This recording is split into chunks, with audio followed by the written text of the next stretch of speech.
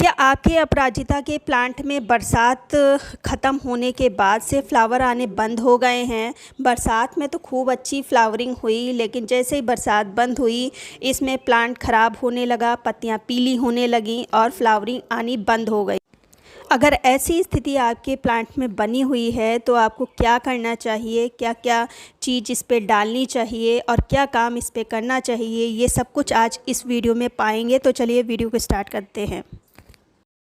Friends, अपराजिता जिसको शंखपुष्पी के नाम से भी जाना जाता है, बहुत ही पॉपुलर प्लांट है। 2-3 कलर में आता है, कॉमनली 2-3 कलर में आता है और भी कलर आने लगे हैं। ये ब्लू, वाइट और लाइट ब्लू, ये 3 जो फ्लावर के कलर हैं ये बहुत ही कॉमन है, अधिकतर आपको देखने को मिल जाएंगे। चूँकि ये एक परमानेंट प्लांट है, लेकिन फिर भी इसके जो फ्लावर का टाइम होता है वो सीजनल होता है। मई जून से ये नवंबर तक फ्लावरिंग करता रहता है। इसकी फ्लावरिंग का एक पैटर्न होता है, एक बार ये अच्छे से फ्लावरिंग करता है, फिर रुकता है, एनर्जी एकत्र करता है, फिर से ये फ्लावरिंग करता है। कभी कभी एक बार फ्लावरिंग करने के बाद ये काफ़ी समय ले लेता है एनर्जी को गेन करने के लिए, इसलिए इस पर समय समय पर काम करते रहना चाहिए। तो इस समय आप क्या काम कर सकते हैं? सबसे पहले तो देखिए, जितनी भी फलियाँ पक गई हैं, जितनी भी फलियां बन गई हैं, उन सबको हटा देना है। ब्रांचेस इस पे सूख गई हैं, क्योंकि बारिश के बाद काफ़ी ब्रांचेस सूख जाती हैं। ब्रांचेस बहुत ज़्यादा लैगी हो जाती हैं, लंबी लंबी सी हो जाती हैं, तो उनको कट करके हटा देना है। अगर फ्लावरिंग नहीं हो रही है तो इसकी ब्रांच की ऊपर से ट्रिमिंग कर देना है। नई ब्रांच निकलेंगी तो उसमें फ्लावरिंग की संभावना बहुत ही ज़्यादा रहती है। अब ये देखिए कितनी सारी फलियां निकल रही हैं, कुछ पकी निकल रही हैं, कुछ कच्ची निकल रही हैं। तो मुझे अपराजिता का प्लांट ख़रीदना नहीं पड़ता है।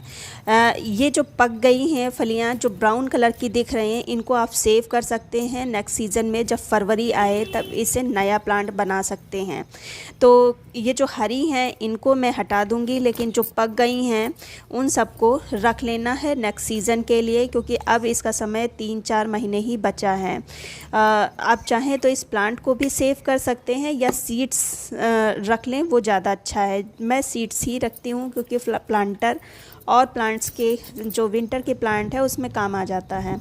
तो इस तरह से मैंने नीचे की भी कुछ ब्रांचेस हटा दी हैं, थोड़ा सा साफ़ कर लिया है नीचे, जिससे मिट्टी में धूप लग सके इस तरह से। और नीचे मिट्टी की अच्छे से सफाई कर देना है। देखिए कितनी सारी मैंने ब्रांचेस हटा दी हैं। ऊपर की भी मैंने कुछ दिन पहले ट्रिमिंग की थी, तो देखिए ग्रोथ देखिए, और कलियां भी बनना स्टार्ट हो गया है।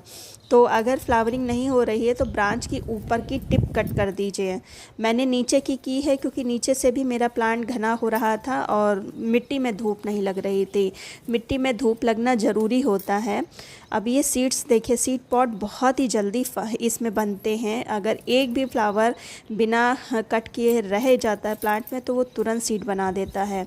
और जहाँ पर सीड अगर प्लांट में बनना स्टार्ट हो गए तो फिर वो प्लांट में फ्लावरिंग नहीं होती है अच्छी। तो इस तरह से सीड्स को हटाते रहें। अब जो काम करना है दूसरा, प्लांट की अच्छे से सफाई करने के बाद प्लांट की थोड़ी सी जो मिट्टी की गुड़ाई कर देना है। लगातार बारिश होने के कारण मिट्टी अगर गीली बनी रहती है तो पहले आप मिट्टी की अच्छे से गुड़ाई कर दें और फिर 1 दिन के लिए उसको छोड़ दीजिए। मिट्टी में थोड़ी सी धूप भी लग जाए, क्योंकि बरसात में मिट्टी बहुत ही ज़्यादा सख्त हो जाती है। तो इस तरह से हल्की हल्की सी हम ऊपर से गुड़ाई कर देंगे। और मिट्टी देखिए गीली बनी हुई है, तो इस तरह से हम गुड़ाई कर देंगे। और 1 दिन के लिए, अगर धूप बहुत तेज़ है तो दोपहर तक की छोड़िए। बहुत ही ज़्यादा इसकी मिट्टी ड्राई भी नहीं करनी है, वरना फिर प्लांट ख़राब हो जाएगा। इसकी मिट्टी मॉइस्ट ही रखनी है। तो इस तरह से हम गुड़ाई करके थोड़ी देर के लिए, धूप बहुत तेज़ है मेरी तरफ तो थोड़ी देर के लिए हम छोड़ते हैं। फिर इसमें हम कुछ चीज़ें डालेंगे जो कि इसकी एनर्जी जो चाहिए इसको वो मिल सके फ्लावरिंग के लिए। तो देखिए लगभग 2 घंटे के लिए मैंने छोड़ छोड़ा था, मिट्टी थोड़ी ऊपर की परत थोड़ी ड्राई हो गई है। अब हम इसमें फर्टिलाइज़र कुछ ड्राई फॉर्म में डालेंगे। लिक्विड एक मैं बाद में डालूँगी, अभी मैं थोड़ा सा इसकी फ्लावरिंग को बूस्ट करने के लिए फर्टिलाइज़र डालूँगी। तो इस जितनी भी घास फूस है वो हटा देंगे। और सबसे पहले हम क्या डालेंगे, देखिए सबसे पहले हम नाइट्रोजन तो नहीं डालेंगे, और इस समय आपको नाइट्रोजन डालना भी नहीं है क्योंकि प्लांट अच्छे से ग्रोथ कर रहा है। तो ग्रोथ मुझे नहीं चाहिए प्लांट पर, मुझे फ्लावरिंग चाहिए। तो फ्लावरिंग को बूस्ट करने के लिए और फंगस वंगस से प्लांट को बचाने के लिए हमको डालना है सबसे पहले हल्दी। हल्दी एंटीसेप्टिक होती है, एंटीबैक्टीरियल होती है। तो मिट्टी में बरसात की वजह से कभी कभी कीड़े हैं, स्लग है, ये सब लग जाते हैं, जिससे प्लांट को हल्दी बचाती है और मिट्टी का टेक्सचर अच्छा करती है। तो इस तरह से हम आधी चम्मच मैंने डाला है। और फिर जो दूसरी चीज़ हम डालेंगे, अब जो दूसरी चीज़ हम लेंगे ये है फास्फोरस, जिसको सिंगल सुपर फास्फेट भी कहते हैं। बहुत ही अच्छी मात्रा में इसमें सल्फ़र और फास्फोरस पाई जाती है। और कुछ सूक्ष्म तत्व जैसे जिंक है, बोरोन है, ये सब चीज़ें भी इसमें पाई जाती हैं। इसका मेनली काम होता है मिट्टी के टेक्सचर को, इसकी संरचना को बनाए रखना।